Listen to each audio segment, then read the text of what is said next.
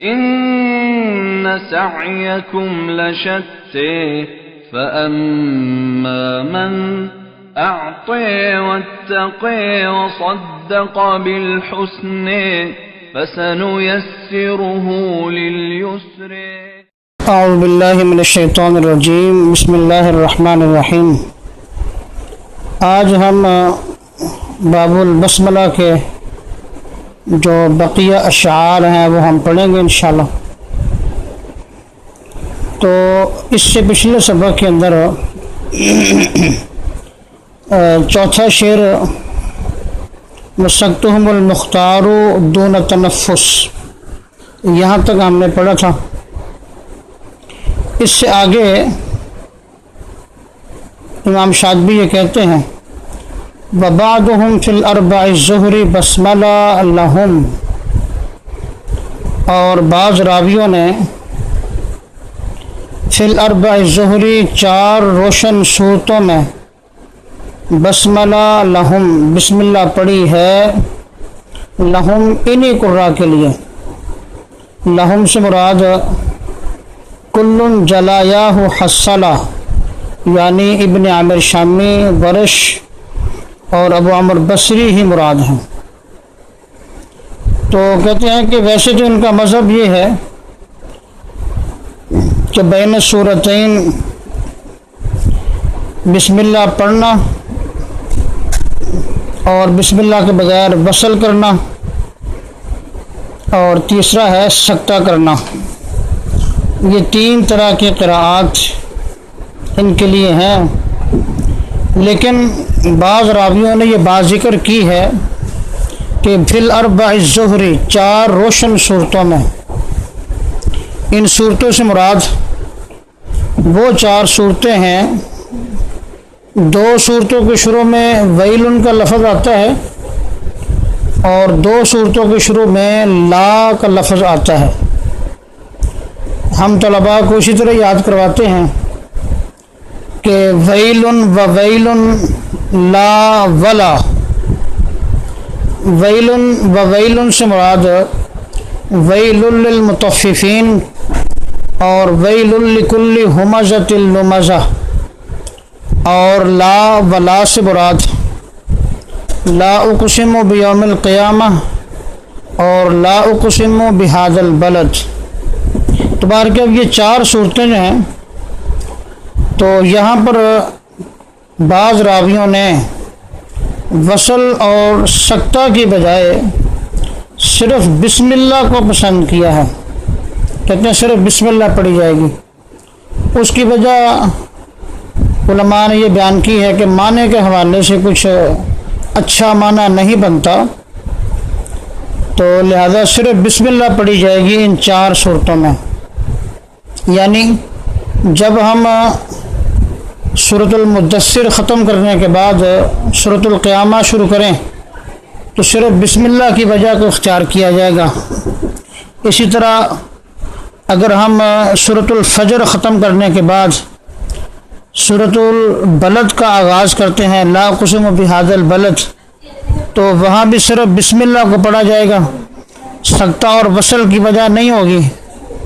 اور اسی طرح باقی مطففین سے پچھلی جو ہے وہ سورۃ الانفطار ختم کر کے جب ہم سورۃ المطففین کا آغاز کریں تو صرف بسم اللہ کو پڑھا جائے گا. تو یہ مراد ہے فی الاربع الظہر بسملہ لہم سے.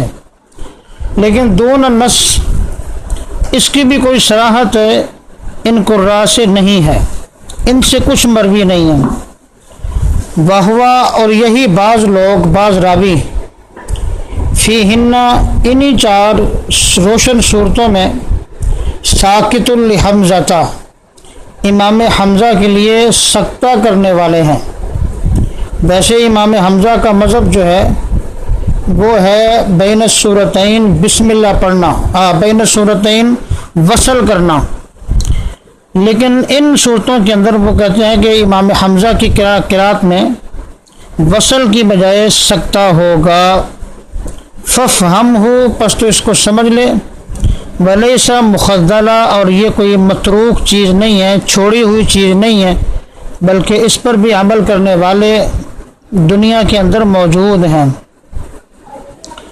اس سے اگلے شعر کے اندر امام شاطبی یہ کہنا چاہ رہے ہیں وَمَهْمَا تَصِلْهَا، جب بھی آپ سورۃ برات کو ملائیں یعنی سورۃ الانفال کے ساتھ، او بدأت براءۃ، یا پھر آپ سورۃ برات سے آغاز کریں، تو لِتَنزِيلِهَا بِالسَّيْفِ، اس سورت کے تلوار کے ساتھ نازل ہونے کی وجہ سے، لست مبسملہ، آپ بسم اللہ نہیں پڑھیں گے۔ تو اس شعر کا مطلب اور مفہوم یہ ہے کہ اگر آپ نے سورۃ الانفال ختم کر کے سورۃ برات شروع کرنی ہے تو آپ بسم اللہ نہیں پڑھیں گے، اور اسی طرح اگر آپ نے سورۃ برات سے آغاز کرنا ہے قرات کا تو تب بھی آپ بسم اللہ نہیں پڑھیں گے۔ اب سوال یہ پیدا ہوتا ہے کہ اگر ہم سورۃ الانفال ختم کر کے سورہ توبہ پڑھنا چاہتے ہیں تو بسم اللہ تو نہیں ہوگی، تو پھر کیسے اس کو پڑھا جائے گا؟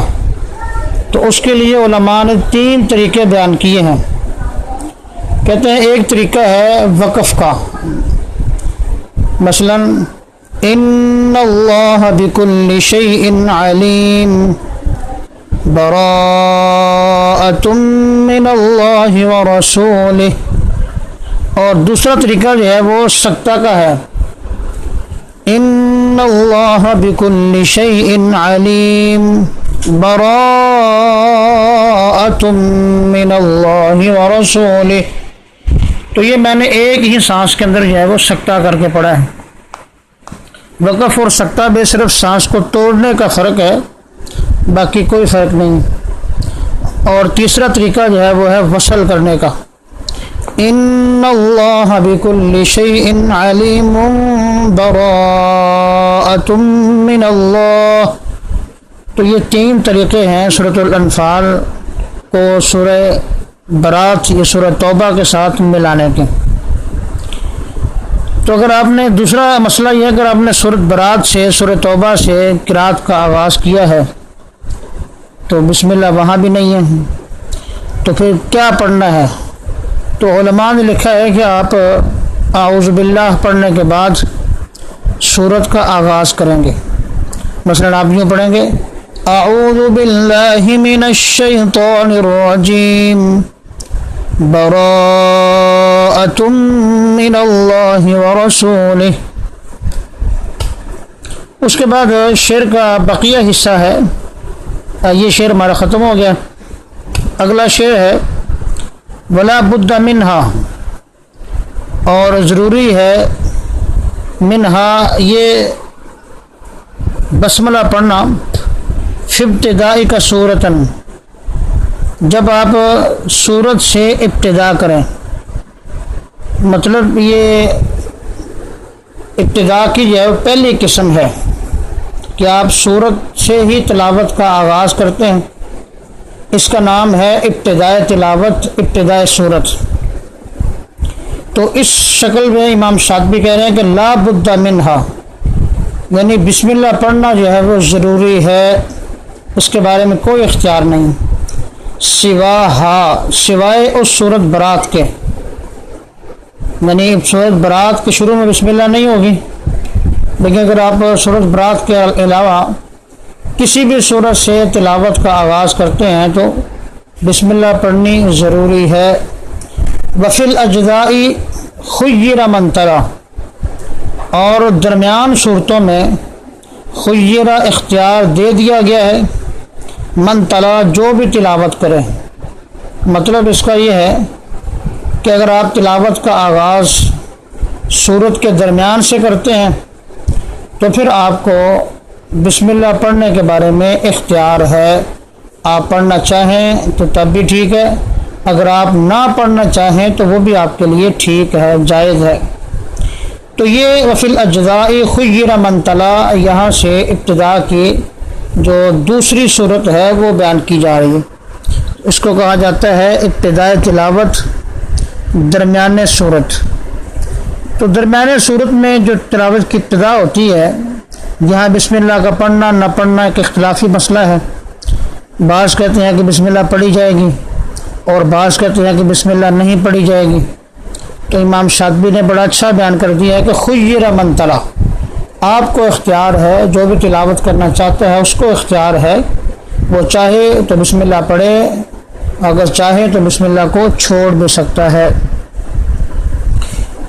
اس کے بعد آخری شعر جو ہے وَمَهْمَا تَصِلْهَا، اور جب بھی آپ اس بسم اللہ کو ملاتے ہیں مع اواخر صورت، کسی بھی صورت کے آخر کے ساتھ، تو فلا تقفن الدہر، تو کبھی بھی تو وقف نہ کر فیہا، اس بسم اللہ کے اندر، فتسقلا، پس تو تیرے لیے یہ ثقیل ہو جائے گا، بھاری کام ہو جائے گا، مشکل ہو جائے گا۔ تو یہ بھی ابتداء کی تیسری ہی قسم ہے جو امام شاطبی نے اس باب کے شروع میں اس کی بحث کا آغاز کیا تھا۔ وہ قسم یہ تھی کہ ابتدائی صورت درمیانے تلاوت، کہ تلاوت کرتے کرتے کسی صورت کا آغاز ہو جائے۔ تو آخری شعر بھی اسی کے متعلق امام شاطبی بیان کر رہے ہیں۔ اس میں انہوں نے خاص بات یہ بیان کی ہے کہ اگر آپ تلاوت کر رہے ہیں، صورت ختم ہو گئی ہے، اس کے بعد آپ نے بسم اللہ پڑھنی ہے اور پھر دوسری صورت کا آغاز کرنا ہے، تو آپ بسم اللہ کو پچھلی صورت کے آخر کے ساتھ ملا کر وقف نہ کریں۔ مثلا میں یہ پڑھتا ہوں، نجائز صورت یہ بنتی ہے غیر المغضوب علیہم ولا الضالین بسم اللہ الرحمن الرحیم الف لام میم۔ تو یہ صورت امام صاحب کہہ رہے ہیں کہ جائز نہیں ہے، اس کو تجوید کی زبان میں وصل اول فصل ثانی کہا جاتا ہے۔ تو یہ اس لیے جائز نہیں ہے کہ بسم اللہ جو ہے وہ سورت کے شروع میں ہوتی ہے، نہ کہ سورت کے آخر میں۔ تو اس طرح یہ وہم ہوتا ہے کہ شاید بسم اللہ سورت کے آخر میں ہے، تو یہی وجہ ہے کہ یہ ناجائز ہے۔ السلام علیکم ورحمۃ اللہ وبرکاتہ۔